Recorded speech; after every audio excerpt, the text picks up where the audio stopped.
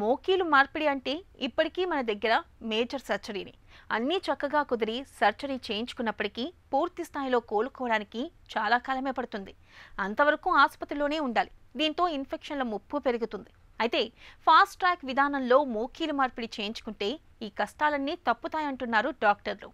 Fast track పద్ధతిలో మోకీలు మార్పిడి చేయడం వల్ల ఆసుపత్రిలో ఎక్కువ రోజులు ఉండాల్సిన అవసరం లేదు. దీంతో ఇన్ఫెక్షన్ల ముప్పు ఉండదు. నొప్పిని తగ్గించుకునేందుకు కూడా ప్రత్యేకమైన చికిత్సా పద్ధతుల్ని ఉపయోగిస్తారు. పేషెంట్ ఫ్రెండ్లీగా పిలుస్తున్న fast track knee replacement surgery గురించి పూర్తి వివరాల్ని డాక్టర్ని అడిగి ఇప్పుడు తెలుసుకుందాం.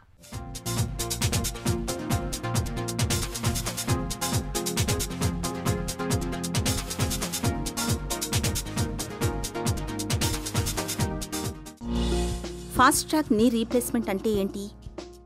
పాత రోజుల్లో 2 వీక్స్ ఉండేవాళ్ళు ఒక పేషెంట్. నీ రీప్లేస్మెంట్ అయినాక 2 వీక్స్ హాస్పిటల్లో ఉండేవాళ్ళు. ఇప్పుడు 2 డేస్లో డిశ్చార్జ్ చేస్తున్నాము. ఈ కొందరు ఇప్పుడు నార్త్ ఇండియాలో, ఇప్పుడు హైదరాబాద్లో కూడా విదిన్ ద సేమ్ డే కూడా డిశ్చార్జ్ చేయగలుగుతున్నారు. ఇప్పుడు ఈ రోబోటిక్స్ వచ్చేసినాక అండ్ పార్షల్ నీ రీప్లేస్మెంట్ ఒక ఆపరేషన్ ఓన్లీ మొత్తం జాయిన్ కాకుండా ఓన్లీ ఆ బిట్ మార్చడం వల్ల సేమ్ డే కూడా డిశ్చార్జ్ చేయొచ్చు. దానికి అంత అడ్వాంటేజ్ ఏం లేదు. నిజంగా ఒక 1-2 డేస్ హాస్పిటల్ ఉంటేనే కంఫర్టబుల్గా ఉంటారు పేషెంట్స్ కూడా. ఆ 1-2 డేస్లో కొంచెం అబ్జర్వేషన్లో పెట్టినా కూడా బెటర్. సో ఫాస్ట్ ట్రాక్ అనేది వచ్చింది ఈ మధ్య, ఎస్పెషల్లీ యూఎస్లో బాగా పాపులర్ అయింది. కానీ దానివల్ల అంత అడ్వాంటేజ్ చూడట్లేదు. నేను ఐ థింక్ ఒక 1-2 డేస్ ఉంటే డాక్టర్ కూడా చూడగలుగుతారు. ఏమైనా ప్రాబ్లం ఉంటే ఇమీడియట్గా సాల్వ్ చేయగలుగుతారు. సో 1-2 డేస్ ఉంటే బెటర్ అనిపిస్తుంది. మరీ 5 డేస్ 1 వీక్ అవసరం లేదు. కానీ same day discharge, fast track discharge అంత అడ్వాంటేజెస్ అనిపించట్లేదు నాకైతే. ఫాస్ట్ ట్రాక్ విధానంలో ఆసుపత్రిలో గడిపే వ్యవధిని ఎలా తగ్గిస్తారు? ఫాస్ట్ ట్రాక్ అంటే సేమ్ డే డిశ్చార్జ్ నిజంగా సక్సెస్ఫుల్ అవ్వాలంటే ఒక ప్రాపర్ రీహాబిలిటేషన్ సెంటర్స్ ఉంటాయండి. హాస్పిటల్లో ఉండక్కర్లేదు, కానీ అట్లీస్ట్ దగ్గరలో ఉన్న రీహాబిలిటేషన్ సెంటర్ అట్లాంటివి ఏమైనా ఉంటే అక్కడ వెళ్ళి ఫిజియోథెరపీ చేయించుకోవచ్చు. ఏమైనా ప్రాబ్లం ఉన్నా కూడా అక్కడున్న పీపుల్తో డిస్కస్ చేసుకోవచ్చు అండ్ వెంటనే డాక్టర్ కూడా యాక్సెస్ ఉంటుంది. That is the best way for fast track రికవరీకి. అది బెస్ట్ వే అనమాట. బట్ మోస్ట్ ఇంపార్టెంట్ దాంట్లో కూడా ఇంపార్టెంట్ ఏంటంటే ఫిజియోథెరపీ. ఏం చేసినా ఫాస్ట్ ట్రాక్ చేసినా 2 వీక్స్ ఉంచుకున్నా కూడా ఫిజియోథెరపీ చేయకపోతే అది ప్రాపర్ సక్సెస్ అవ్వదు. ఫాస్ట్ ట్రాక్ విధానంలో పెయిన్ మేనేజ్మెంట్ ఎలా ఉంటుంది?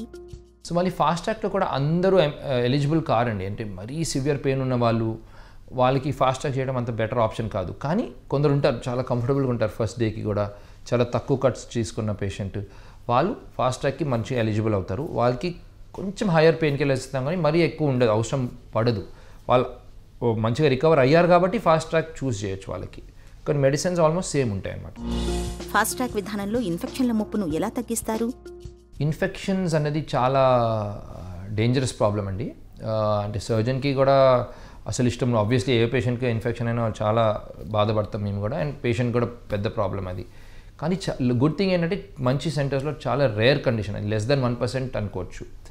అది అవాయిడ్ చేయడానికి కొన్ని ప్రికాషన్స్ తీసుకోవాలండి. ఫస్ట్ థింగ్ ఏంటంటే మేము సర్జరీ చేసే ముందు ప్రాపర్గా స్క్రబ్ చేసుకుంటాం హ్యాండ్స్ని. అట్లీస్ట్ ఒక 3 to 5 minutes స్పెండ్ చేస్తాం స్క్రబ్ చేయడంలో. థియేటర్స్ కూడా చాలా ప్రాపర్ వేలో ఉండాలి. లామినార్ ఎయిర్ ఫ్లో అని ఒకటి ఉంటుంది, అది మొత్తం బ్యాడ్ ఎయిర్ అంతా బయటికి పుష్ చేసేస్తుంటుంది అనమాట. సో అన్ని స్మాల్ సెంటర్స్లో ఉండకపోవచ్చు, కానీ బిగ్ సెంటర్స్లో డెఫినెట్గా లామినార్ ఎయిర్ ఫ్లో ఉంటుంది.